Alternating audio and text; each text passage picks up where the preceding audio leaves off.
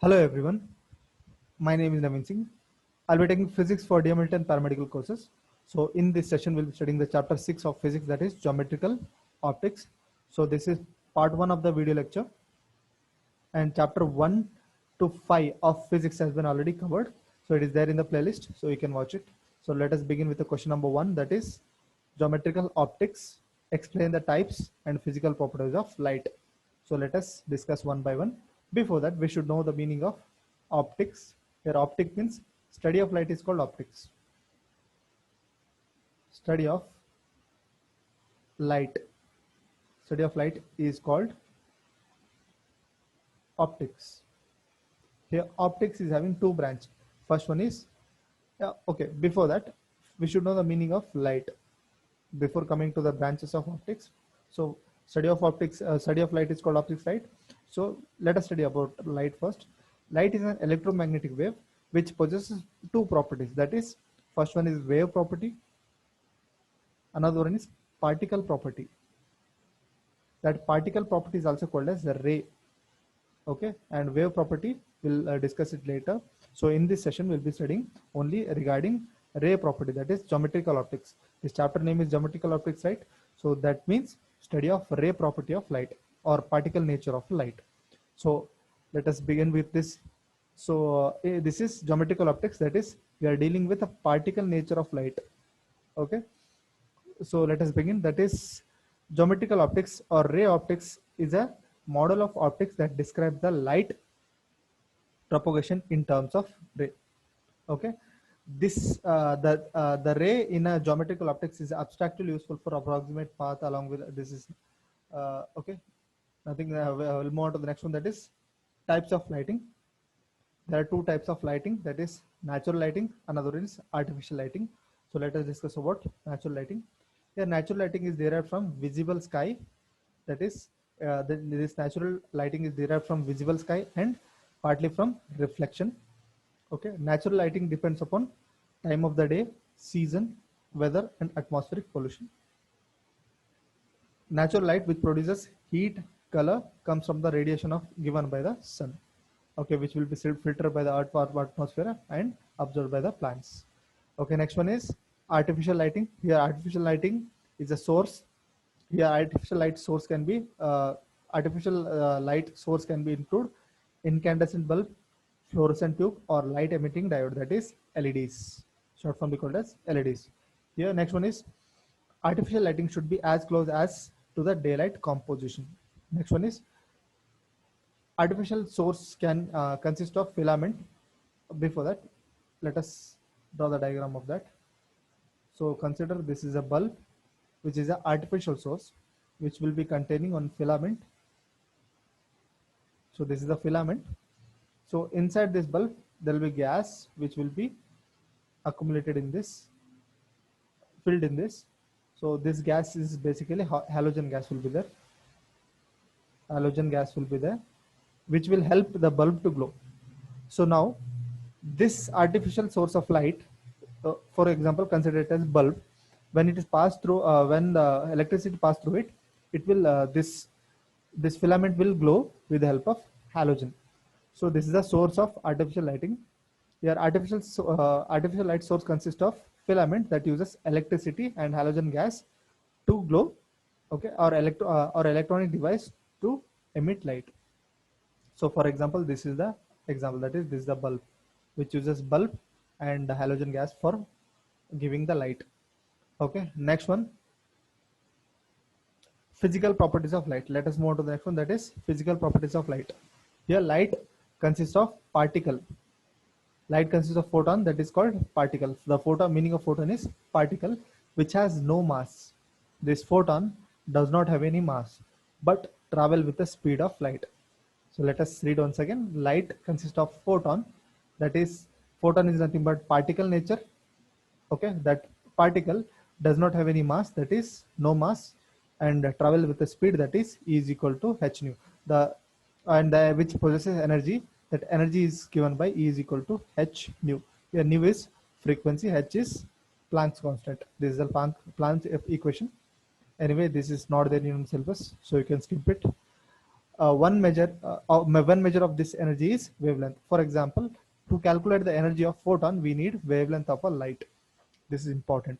Next one, to a very good approximation, light travels in a straight line. Light always travels in a straight line and behaves much like a particle. Okay. In some other circumstances, it behaves as a wave, and the properties include interference, diffraction, and other things. Okay. Next one is light may bend or refracted in a transparent substance. The degree of bending or refraction depends upon the quantity that is called refractive index.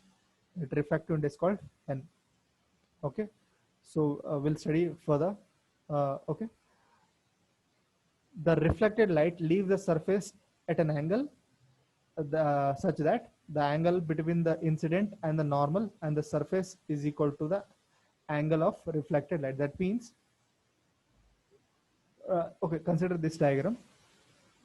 So this is a reflecting surface. This is a reflecting surface which reflect the ray of light which will be incident on it. So this is the incident light. This is the incident light. This is reflected light. Why this light is reflected? Because of this will be coating on the back side of the glass slab. So because of coating, it will reflect all the whatever the light amount of light will be which is falling on it. It will reflect. Okay. So our point is that this point says whatever the angle of incident is there, this is the normal. So 90 degree for a glass slab, the exact 90-degree line is called normal. Okay. So the angle between normal and incident light is called angle of incident. This is the angle of incident. So angle of incident is always equal to angle of reflection. This is the point, last point says, that is angle of incident is always equal to angle of reflection. So this is the complete information about the first question. Let us move on to the next one, that is rectilinear propagation. So question number 2 says, explain about rectilinear propagation. So let us discuss about rectilinear propagation. Here first we should know the meaning of rectilinear. Here rectilinear means straight. Straight. Rectilinear means straight. Propagation, you can say travel. Okay, next. Okay, the straight propagation, you can think it as straight propagation. So let us discuss with this rectilinear propagation by this diagram.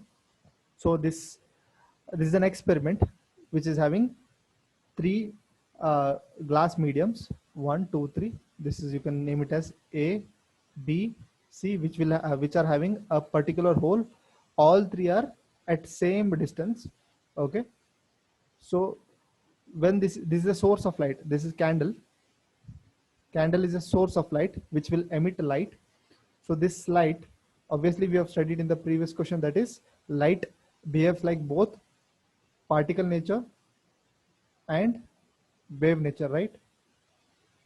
So light behaves as both, light possesses both properties, that is particle as well as wave. So candle, which is a source of light, that is, you can think it as light, that is electromagnetic wave, which possesses both property, particle as well as wave. So when it is passed through this thing, these three slit holes, the light will be traveled through this, and we are able to see the light source because of the fact that light travels in a straight line. So light travels in a straight line. That is the essence of this experiment. Because light travels in a straight line, that is the reason why we are able to see the source of light. Otherwise, we would not. So the meaning of this experiment is rectilinear propagation. That is, light travels in a straight line. So this is this experiment says light travels in a straight line.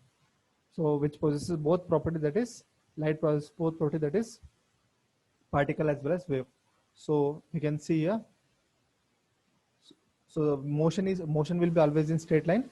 So dual nature, that is light possesses both particle nature, that is dual nature of light. It possesses both wave as well as particle nature. So this is about the question number 2. Let us move on to the question number 3, that is explain the measurement of light. The next one is measurement of lights. So there are many measurement of light. That is, first one is candela, second one is foot candles, third one is lumen, and the fourth one is lux. So let us discuss one by one. So these are the different units of measuring light. What are these? These are the different unit of measurement of lights. So let us discuss. Let us begin with the first one, that is candela. Here, this SI unit is used to measure luminous intensity. Candela is a SI unit which is used to measure luminous intensity of light, luminous intensity of light source, which is moving in a specific direction. Sometimes this is also referred as candle. This is also referred as candle, and it is represented by candle per meter, that is CD per meter square. So this is about candela. Next one is foot candle, or in bracket FC. Light intensity can be used to measure in terms of foot candle, which represent equal to lumen per square foot. In simple, this can be defined as the brightness of one candle covering a distance of 1 foot. So let us read once again. This is defined as brightness of a candle covering a distance of 1 foot. So this is about foot candle, and 1 foot candle is approximately equal to 10.7639 lux. So this is about foot candle. Next one is lumen. Lumen, another measurement unit. Lumen is also derived from SI unit of luminous flux. This lumen is derived from SI unit of luminous flux. Okay, and it is represented by symbol small m, small l, small m, that is lm, small l, small m. It is basically used for measuring the output of artificial light. And the last one is lux. Lux is the basic unit of illumination, which is equal to 1 lumen per square meter. 1 lux is equal to 0.0929 foot candles, and this is metric equivalent to the foot candles, and it is also known as meter candles. Notably, the SI prefix can also be used here, where 1 kilo is equal to, that is 1000 lux. This is about lux. Let us move on to the next question.